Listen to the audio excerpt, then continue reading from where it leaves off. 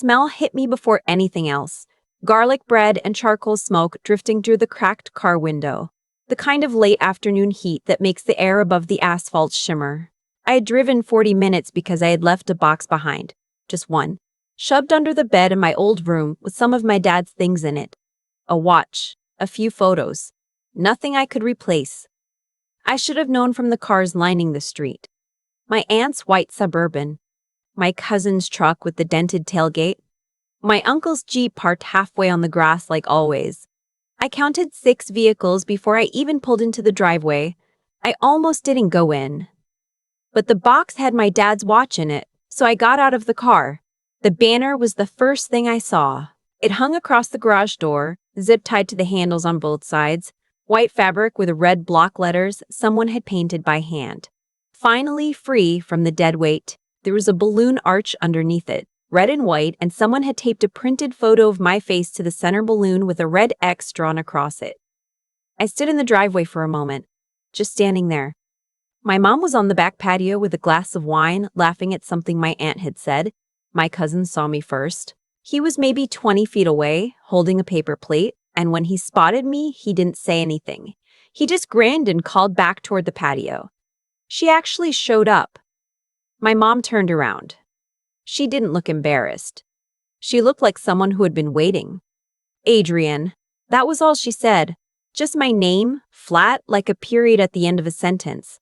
My uncle stepped off the patio. He'd had a few. I could tell by the way he was walking, the slight lean forward, the volume. He spread his arms wide like he was welcoming me to a show. The guest of honor finally arrives, 28 years old and still can't figure out how to stand on her own 2 feet. He laughed. My aunt laughed. Even my cousin's girlfriend, who I had met exactly twice, laughed. I looked at the banner again, then at the balloon with my face on it. I took out my phone and took a photo of all of it. Nobody said anything when I did that. I think they assumed I was upset. I think they assumed I was going to post it somewhere and embarrass myself, or that I was documenting it to cry over later. I went inside, got the box from under the bed, walked back out through the garage, past the banner, past the balloon arch, past my uncle still holding his beer and smiling. I put the box in my trunk. I got in my car. I drove away. Here's what they knew about me. I was 28. I had been living at home for 3 years, and I worked from home doing billing and insurance coordination for a small physical therapy group. They knew the working from home part made them assume I wasn't really working. They knew the living at home part made them assume I wasn't really trying. Here's what they didn't know, or chose not to know. My dad died when I was 25. He left behind a small landscaping business, 2 trucks, 4 part-time employees, a client list, and a filing system held together with Post-its and a spreadsheet from 2009. My mom had no idea how any of it worked. She didn't know which clients paid quarterly and which paid monthly. She didn't know which employees were classified correctly and which ones my dad had been meaning to fix for 2 years. She didn't know the liability insurance was about to lapse on the second truck. I moved home to help her figure it out. I was good at systems. That was the thing nobody gave me credit for. I had built my entire career on it, taking disorganized medical billing departments and turning them into something that actually functioned. So I did the same thing for my mom's landscaping business. I rebuilt the filing system. I renegotiated 2 of the vendor contracts. I caught the insurance lapse on the truck 4 days before the policy expired and got it renewed. I found an overdue invoice from a commercial client that my dad had somehow never collected. $11,000, just sitting there. I collected it. I did all of this while working my actual job remotely, while paying my mom $800 a month in rent, while doing most of the grocery shopping because she kept forgetting, while being available every time she didn't understand a bank statement or a tax form or why QuickBooks was showing a negative balance. She never once said thank you. Not once in 3 years. What she said, approximately 6 months in, was, "I don't know why you're so proud of yourself. You're just doing paperwork." What she said at year 2 was, "Your cousin got his own place at 23. Just putting that out there." What she said at year 3, 2 weeks before the party was, "This arrangement isn't working for me anymore. I think it's time you found somewhere else to live." I had already been looking. I had a lease signed on an apartment 20 minutes away, move-in date set for the 1st of the month. I told her that. She nodded like she hadn't heard me. What I didn't tell her, what I didn't tell anyone, was that when I rebuilt the business filing system, I had also documented everything. Every invoice I had processed, every vendor call I had made, every renewal I had caught, every form I had filed. I kept copies of all of it in a folder on my personal drive, not because I was planning anything, but because I had learned from my billing work that documentation is just what you do. You keep records. You cover yourself. I also knew something nobody else in the family knew. My mom had given my cousin a significant chunk of money. I'd processed the transfer myself when she asked me to handle a wire 2 years prior. She told me it was a loan for his business. She had told the rest of the family, including me, in front of everyone, that she was completely tapped out and had nothing left after my dad's medical bills. I didn't say anything at the time. It wasn't my place. I thought about it a lot, though, especially when my uncle made jokes about me being a financial burden, especially when my aunt would make comments at Christmas about kids you don't launch, especially when my cousin would post about his new furniture or his weekend trips and nobody connected the dots. I just kept doing what I was doing. I wasn't waiting for anything. I wasn't planning anything. I was just keeping records. The apartment was a one-bedroom on the 3rd floor of a building with a gym and an underground garage. I had been saving for 2 years. The security deposit didn't hurt. The first month felt like taking a full breath for the first time in a long time. I gave my mom 2 weeks of overlap time after I moved out. I offered to answer questions about the business systems I had built, walk her through anything she wasn't sure about. She didn't take me up on it. She told me she had figured out enough and that she'd be fine. I believed her. She is a capable person. She had run a household for 30 years. She could figure out a landscaping business. What I had underestimated was how much my cousin had been relying on the business infrastructure I'd built without anyone realizing it. He had come on as a part-time manager after my dad passed, and by year 2, he was essentially running day-to-day operations. But he was running them using the systems I had built, the scheduling software I had configured, the invoicing templates I had set up, the vendor relationships I had documented and organized. He didn't know how any of it worked underneath. He just used the interface. I found this out later. At the time, I had no idea. I was 3 weeks into my new apartment, making dinner on a Tuesday, when my phone buzzed. It was my cousin. Hey, quick question about the QuickBooks setup. Where did you put the recurring invoices? I put my phone face down and finished making dinner. He texted again an hour later. Seriously, just need one thing. I didn't answer that one either. 2 days later, my aunt called. I sent it to voicemail. She left a message about how my cousin was having some administrative issues with the business, and she was hoping I could just pop by for an afternoon to help sort things out. I did not pop by. The following week, my mom called. I answered that one because she was still my mom.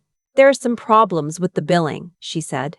We have 2 clients who are saying their invoices are wrong and I can't find the original records. I asked her if she had looked in the folder labeled Trackerackers. I asked her if she had looked in the folder labeled Clackeracker. She said she didn't know there was a shared drive. I walked her through how to access it. That took about 20 minutes. I told her where the records were. I told her how to pull the invoices. I told her it should be straightforward from there. She thanked me. Actually thanked me, which surprised me. 2 days later, she called again. This time about the insurance certificates for the trucks. Then again about a vendor who was threatening to pause service because of an overdue account. Then again about payroll. Each call was about something I had built or maintained or managed. After the 5th call in 10 days, I said, Mom, I think you need to hire someone for this. She said, I was thinking maybe you could come back, just for a few months. I said, I'm not able to do that. I have a lease. She was quiet for a moment. Then she said, well, I don't know how we're supposed to manage. I said, there are bookkeeping services that handle exactly this. I can send you some names. She said she'd think about it. I want to be honest about something here, because I think it matters. I didn't feel good about any of this. I didn't feel triumphant. When my phone buzzed with those texts from my cousin, I didn't feel satisfied. I felt something closer to tired. The kind of tired that comes from being chronically underestimated by people who love you or who are supposed to love you. I thought about my dad a lot in those weeks. He had been the one who first taught me that competence is quiet. He used to say that the people who really know what they're doing don't usually feel the need to announce it. He said the work announces itself eventually. He was right, and I hated that he was right because eventually is a long time to wait. About a month after I moved out, my uncle called. I almost didn't answer, but something made me pick up. He opened with, "Hey, sweetheart." That was the first red flag. He had not called me sweetheart in approximately 15 years. He said he wanted to apologize for some of the things he had said. He said the party might have gotten out of hand. He said he'd had a few drinks and didn't really mean most of it. I said, "Which part didn't you mean?" He paused. He said, "Well, all the stuff about you not standing on your own feet. You know I was just joking." I said, "Okay." He said, "Look, the reason I'm calling, your mom is having a hard time with some of the business stuff and we're all trying to figure out the best way forward. Your cousin thinks maybe if you just came by for one Saturday." I said, "I'm not available on Saturdays." He said, "It wouldn't take long." I said, "I'm not available." He was quiet for a second. Then he said, "Adrienne, you know this business is your dad's legacy." I let that sit for a moment. Then I said, "I know. That's why I spent 3 years keeping it running." I didn't say it with anger. I said it the way you state a fact. The sky is blue. Water is wet. I spent 3 years keeping that business running while everyone in this family called me deadweight. He didn't have an answer for that. I said, "I hope things work out. I really do. Goodbye, Uncle." And I hung up. Here is the part I have never told anyone. Before I moved out, I removed my personal accounts from the shared business software. I removed my name from the vendor contact lists. I transferred the documentation I had created to a folder with my mom's name on it, organized it clearly, labeled every subfolder so that any competent person could navigate it.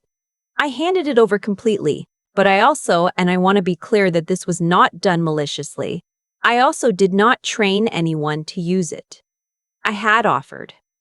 In those 2 weeks of overlap, I had offered twice to sit down with my mom or my cousin and go through the systems. My mom said she was fine. My cousin didn't respond. I offered and they declined. What happened after that was not something I engineered. What happened was the commercial lawn care contract that represented roughly 35% of the business revenue came up for its annual renewal in month 2 after I left. My cousin didn't know it was coming. He hadn't looked at the renewal calendar I had built.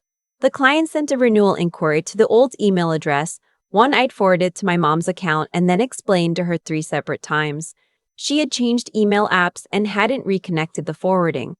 The client waited 2 weeks. When no one responded, they signed with another company. My mom called me when she found out. She was crying. She said, "Did you know this was coming?" I said, "It was in the renewal calendar. I showed you the calendar in February." She said, I didn't know what I was looking at." I said, "Mom, I'm sorry, I really am." I was sorry. I'm not a cruel person. I didn't want the business to lose that contract. I didn't want my mom to cry. But I had done everything I could do from where I was standing, and the rest had not been up to me. She asked me if I could step in and try to win the client back. I said, "I can help you put together a proposal. I can send you a template." She said, "Could you come to the meeting?" I said, "No." She said, "Why not?" I said, "Because I don't work for the business." There was a long silence. Then she said quietly, "I didn't realize how much you were doing." I didn't say anything. There wasn't anything to say. My cousin texted me a few weeks after that. Not about the business this time. He said, "I owe you an apology." The banner thing was my idea. I thought it was funny. It wasn't funny. I sat with that for a long time. I texted back, "I appreciate you saying that." He replied, "Are we okay?" I didn't know how to answer that honestly, so I said, "We will be. It just takes time." I think that was fair. I'm not the kind of person who burns things down permanently. But I'm also not the kind of person who forgets the photo of my own face with a red X through it, stapled to a balloon in my mother's driveway. Some things you carry. Not as a weapon. just as a reminder of what you know about people. My mom and I talk on the phone about twice a month now. It is different from how it used to be. I don't do her paperwork anymore. She hired a bookkeeper, someone local, a woman who comes in twice a month and handles the billing and the vendor accounts. My mom says she's very good. I said, "That's great. You should have done that years ago." My mom was quiet for a second. Then she said, "You didn't have to stay as long as you did." I said, "I know." She said, "I'm glad you did, though. Even if I didn't." She stopped. "I'm glad you did." She stopped. "I'm glad."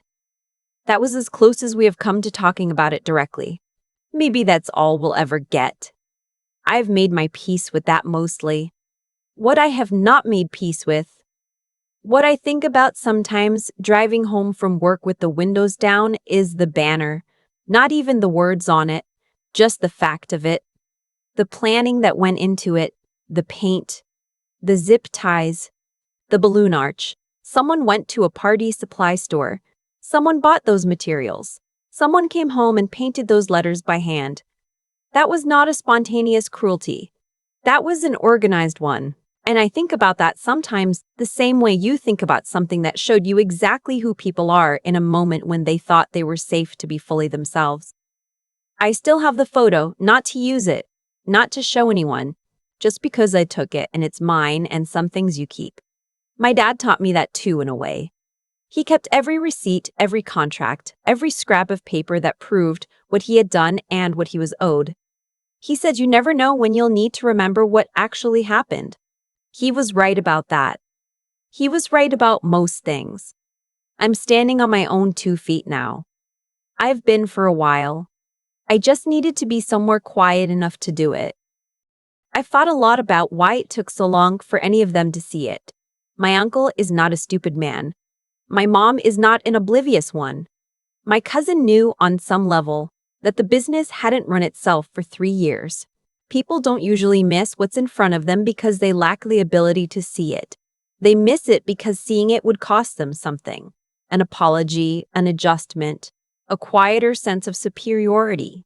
It's easier to call someone deadweight than to acknowledge you've been leaning on them. That's not a judgment. That's just something I had to understand before I could stop being angry about it. What I kept coming back to in those first weeks in my apartment was the effort. Not the cruelty of the banner, the effort. Someone measured the garage door. Someone bought the fabric and the paint. Someone went home and lettered those words by hand. That level of planning, directed at humiliating a person who had spent 3 years keeping your business from falling apart, tells you something specific about how much resentment had built up. And resentment that size doesn't come from nowhere. It comes from a story people have been telling themselves for a long time. A story where they are the ones carrying the weight and I am the one being carried. I think the hardest part of being competent in a quiet way is that people fill the silence with whatever narrative is most convenient for them. I didn't announce what I was doing. I just did it. And in the absence of announcements, they decided I wasn't doing much. That's on me partially. I know that now.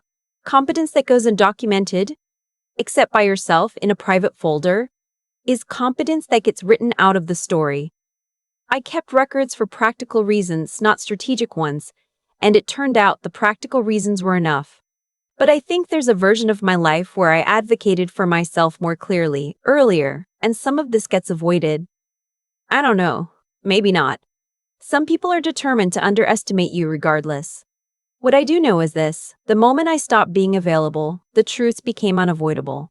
Not because I engineered it that way, just because reality, when you stop cushioning it for people, lands hard. The contract lapsed, the invoices got lost.